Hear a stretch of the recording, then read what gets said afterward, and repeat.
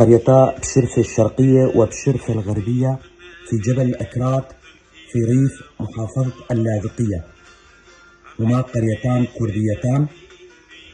بالنسبة لقرية بشرفة الشرقية عائلاتها هما آل خالدو وآل زمو.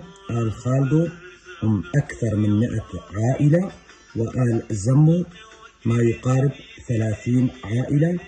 أما قرية بشرفة الغربية فهم عائلات قاسمو وزمو وحمادكو، يشتهرون بزراعة أشجار التفاح والزيتون والرمان والعنب، التين، الجوز واللوز والخوخ.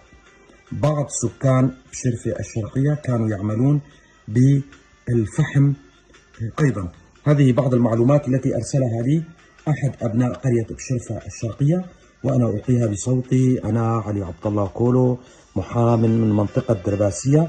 أتمنى على أهلنا في القريتين أن يتعلموا لغتهم الكردية.